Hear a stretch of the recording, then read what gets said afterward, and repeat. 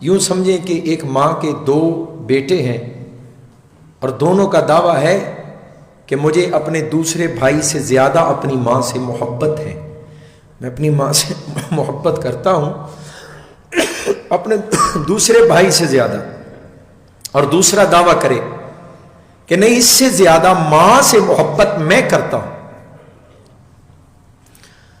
اب دونوں کا اس بات پہ ایک تنازع کھڑا ہو گیا اور انہوں نے چاہا کہ کسی تیسرے فرد سے فیصلہ کروائیں۔ اب یوں سمجھیں کہ آپ جو بیٹھے ہیں وہ تیسرا فرد آپ ہیں۔ ایک ماں کے وہ دونوں بیٹے جن کو اپنی ماں سے محبت کا دوسرے بیٹے سے زیادہ محبت کا دعویٰ ہے، وہ آپ سے فیصلہ کروانے کے لیے آ رہے ہیں۔ آپ جو اس وقت یہاں بیٹھے کہ آپ فیصلہ کریں، ہم دونوں اپنی ماں سے اپنی محبت کا اظہار کرتے ہیں۔ آپ سنیں، ہم اظہار کرتے ہیں، آپ نے فیصلہ کرنا ہے کہ ہم دونوں میں سے امی جان کے ساتھ محبت زیادہ کون کرتا؟ آپ نے فیصلہ کیا۔ ایک کھڑا ہوا، جی آپ بتائیں۔ وہ کہتا ہے جناب کیا بتاؤں، میری جو ماں ہے نا بڑی خوبصورت ہے، میری ماں کے حسن و جمال کی انتہا کوئی نہیں، اس کی زلفیں رات کی سیاہی سے زیادہ گہری اور اس کی پیشانی دن کے اجالے سے زیادہ چمکدار، میری ماں کی آنکھیں نشیلی اور سرمگی ہیں، اور میری ماں کی ناک جو ہے وہ تلوار جیسی، اس کے رخسار اور اس کی گالیں آپ کو کیا بتاؤں، اس کے ہونٹ گلابی اور ریشمی ہیں، اس کی گردن سرائی جیسی، اس کے وجود کے خد و خال، اس کی چال ڈھال میں آپ کو کیا بتاؤں۔ کوئی بندہ سمجھدار اٹھ کے کھڑا ہوگا اور بے وقوف شرم کر، کوئی حیا کر، یہ ماں کی عزت نہیں جو تو کر رہے۔ اپنی ماں کی تعریف اور اس سے محبت کا اظہار کرنے کا تیرا طریقہ بےہودہ ہے، احمقانہ ہے، جاہلانہ ہے۔ کیا الفاظ اپنی ماں کے بارے استعمال کر رہے ہیں۔ دوسرا کھڑا ہوا، اب جی میں اپنی ماں سے محبت کا اظہار کرتا ہوں، جی آپ بتاؤ۔ وہ کہتا ہے میری ماں بڑی نیک ہے، میری ماں بڑی پاکیزہ ہے، میری ماں کے سر کی زلفیں کسی غیر محرم نے دیکھنی تو دور کی بات، کبھی آسمان کے سورج نے بھی نہیں دیکھی۔ میری ماں کے شرم و حیا کے بارے میں آپ کو کیا بتاؤں، کبھی کسی غیر محرم نے میری ماں کے ہاتھ کا ناخن بھی نہیں دیکھا، اور صوم و صلات کی پابند، پورے ٹائم کے ساتھ نماز ادا کرتی ہے، رمضان کے روزے رکھتی ہے، تہجد کے وقت اٹھتی ہے اور بچوں کو اٹھاتی ہے، نماز کی وجہ سے ہم سے لڑتی ہے، اور سارا دن اللہ کا ذکر کرتی رہتی ہے، ہمارے باپ کی خدمت کرتی ہے، گھر کو چلانا، رشتہ داروں سے معاملات کرنا، میری ماں پہ ان معاملات کی اخیر اور انتہا ہے۔ ایسی ہے میری ماں۔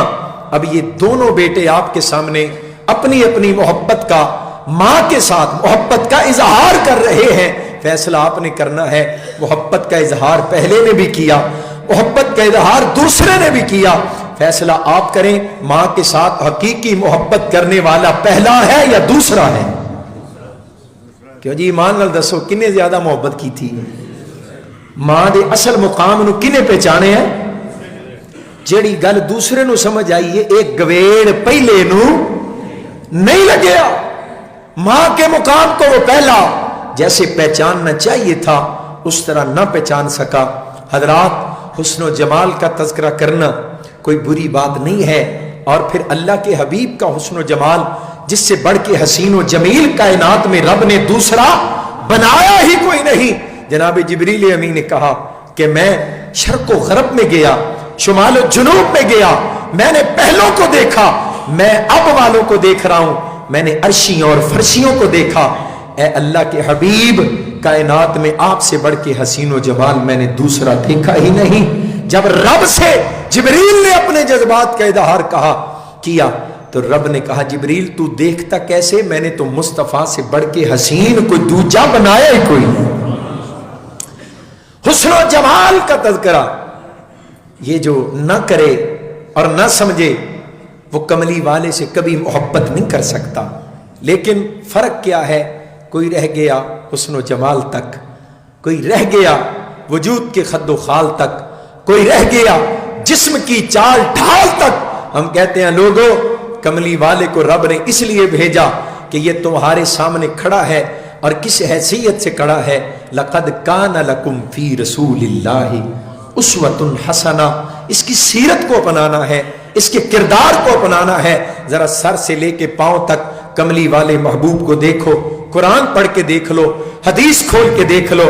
کہیں تمہیں پاک پیغمبر کی زلفیں نظر آئیں گی، کہیں قرآن والضحیٰ کہہ کے کملی والے کی پیشانی کا تذکرہ کرے گا، کہیں قرآن ما زاغل بصر کہہ کے محبوب کی آنکھوں کا تذکرہ کرے گا، کہیں قرآن وما ينطق عن الهوى کہہ کے اور ولا تحرک بہ لسانک لتعجل بہ کہہ کے کملی والے کی زبان کا تذکرہ کرے گا، کہیں قرآن وما رمیت اذ رمیت کہہ کے مصطفیٰ کے ہاتھوں کا تذکرہ کرے گا، اور کہیں قرآن کملی والے کے قلب اطہر کا نزلہ علی قلبک کہہ کے کملی والے کے دل کا تذکرہ کرے گا، کہیں علم نشرح لک صدرک کہہ کے مصطفیٰ کی سینے کا تذکرہ کرے گا. قرآن کھولو، کملی والے کو دیکھتے جاؤ، زیارت کیا کرو، دیدار کیا کرو.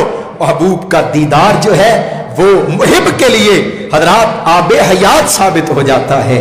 حدیث کھولو کملی والے کی کہ وجود کے کملی والے کے خوبصورت اعضاء اور حسن و جمال کا تذکرہ پڑھ کے مصطفیٰ کو دیکھا کرو، کملی والے کی زیارت کیا کرو.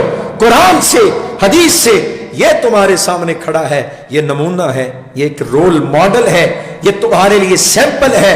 سر سے لے کے پاؤں تک نیچے کو آؤ اور دیکھتے جاؤ اور اس طرح کے بنتے جاؤ، پھر میں سمجھوں گا تم نے صحیح معنی میں مصطفیٰ کی غلامی کو سینے سے لگا لیا. اب تم غلام بنے ہو. سر کی زلفوں کو دیکھو تو اپنی زلفوں کو کملی والے کی سنت پہ لگانے کی، اس طریقے پہ لگانے کی سنت اپناؤ.